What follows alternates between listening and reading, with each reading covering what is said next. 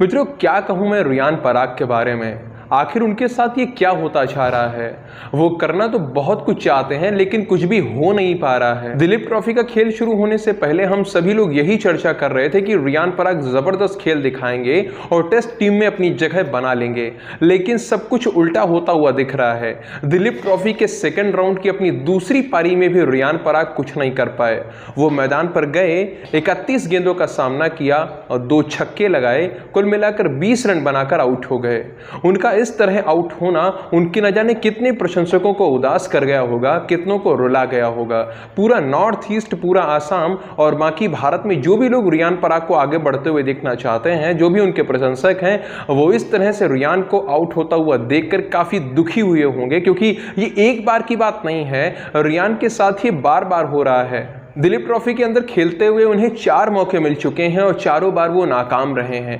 पहले राउंड की पहली पारी में उन्होंने 64 गेंदों में 30 रन बनाए थे, फिर दूसरी पारी के अंदर 18 गेंदों में 31 रन बनाए, फिर सेकंड राउंड की अपनी पहली पारी के अंदर उन्होंने 29 गेंदों में 37 रन बनाए और सेकंड राउंड की अपनी दूसरी पारी में 31 गेंदों में 20 रन बनाकर वो आउट हो चुके हैं। अब रियान पराग का ये प्रदर्शन देखकर यह विश्वास कर पाना कठिन है कि ये वही खिलाड़ी है जो कभी डोमेस्टिक क्रिकेट के अंदर राज किया करता था।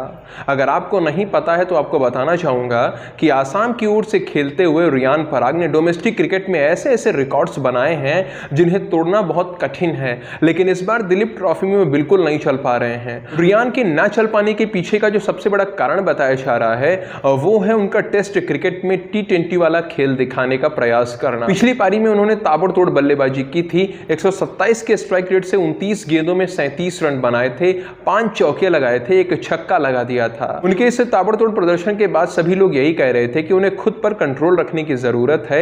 हम लोगों ने भी यही चर्चा की थी कि रियान को थोड़ा धीमा खेलने की जरूरत है। वो धीमा खेलते हुए अपना विकेट बचा कर रखें और लंबे स्कोर तक पहुंचने का प्रयास करें, क्योंकि टेस्ट क्रिकेट के अंदर आप कितना समय मैदान पर बिताते हैं यह महत्वपूर्ण होता है और समय बिताते हुए आप कितने रन बनाते हैं यह भी देखा जाता है। तो देर तक खड़े रहते हुए एक लंबा स्कोर करना एक अच्छे टेस्ट क्रिकेटर की निशानी माना जाता है। ऐसा माना जा रहा था कि रियान पराग अपनी पिछली गलतियों से सीखेंगे, इस बार वो लंबा स्कोर करेंगे, देर तक टिक कर खेलेंगे, लेकिन ऐसा कुछ भी नहीं हो पाया। रियान कब आए कब चले गए किसी को पता ही नहीं चला।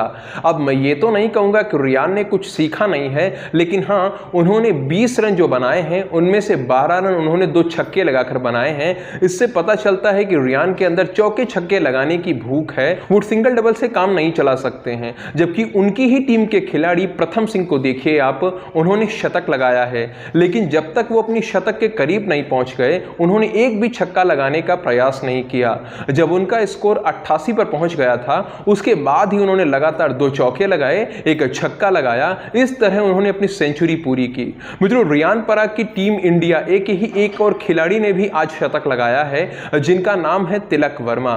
उन्होंने तो अपनी सेंचुरी पूरी करने के लिए एक भी छक्का नहीं लगाया, सिर्फ चौके ही लगाए। अब रियान का खेलने का तरीका सही है गलत है इस पर मैं ज्यादा चर्चा नहीं करूंगा, लेकिन ऐसा लग रहा है जैसे रियान का समय ही खराब है।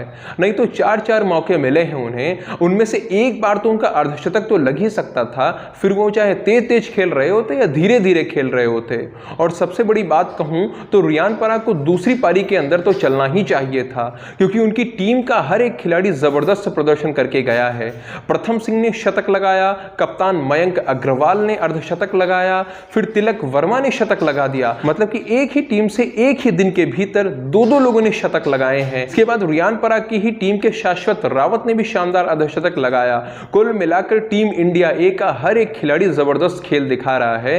तो ऐसे में रियान पराग से भी बहुत सी आशाएं की जा रही थी, लेकिन वो निराशाजनक प्रदर्शन करके आउट होकर चले गए। मात्र 20 रन बनाए उन्होंने, और रियान पराग खुद भी कहीं ना कहीं इस प्रदर्शन से बहुत ज्यादा निराश होंगे। अब कहने के लिए तो मैं कह सकता हूं कि दिलीप ट्रॉफी का अभी तीसरा राउंड बाकी है और रियान के पास 2 मौके और हैं, लेकिन मैं ऐसा कहूंगा नहीं, क्योंकि अब पता नहीं तीसरे राउंड में रियान को खेलने का मौका मिलेगा या नहीं मिलेगा। अगर उन्हें प्लेइंग 11 में शामिल कर लिया जाता है, कप्तान मयंक अग्रवाल उन पर भरोसा जताते हैं, तो रियान को वहां पर नहीं चूकना चाहिए। उन्हें यह मानकर चलना चाहिए कि अगर वो वहां नहीं चल पाए, आखिरी राउंड में भी कुछ नहीं कर पाए, तो फिर टेस्ट टीम में उनके लिए जगह बनाना बहुत मुश्किल हो जाएगा। क्योंकि आप खुद देखिए, इतने सारे युवा खिलाड़ी सामने आ चुके हैं। दिलीप ट्रॉफी के अंदर ही इतना ज्यादा कंपटीशन हाई लेवल पर पहुंच चुका है, एक के बाद एक शतक लगाए जा रहे हैं। ऐसे में 20-30 रनों को कोई ध्यान भी नहीं रखेगा, फिर भले ही आप तेज खेल कर बनाए या धीमा खेल कर बनाए, जब आपका स्कोर सेंचुरी तक पहुंचेगा फिर भले ही आप कितना धीमे खेले हों, कितना तेज खेले, उससे कोई फर्क नहीं पड़ेगा। इसीलिए अच्छा यही है कि धीमा खेलिए, कैसा भी खेलिए, लेकिन अपना विकेट बचा कर रखिए, अपना विकेट मत गिरने दीजिए। भले ही आप 100 गेंदों में 50 रन बनाए, कोई दिक्कत नहीं है, लेकिन टिक कर खेलिए, लंबा स्कोर बनाइए। देखते हैं मित्रों रियान पराग दिलीप ट्रॉफी के तीसरे राउंड में क्या करते हैं। वहां पर उनके पास 2 मौके होंगे, उन 2 मौकों पर वो अपना कैसा प्रदर्शन दिखाते हैं ये देखना महत्वपूर्ण रहेगा, क्योंकि कहीं ना कहीं ये उनके पास आखिरी मौका होगा। मित्रों आप लोगों को क्या लगता है रियान कैसा प्रदर्शन करेंगे तीसरे राउंड के अंदर? आपका जो भी ओपिनियन है, जो भी मत है, वो आप कमेंट्स में लिखकर व्यक्त कर सकते हैं।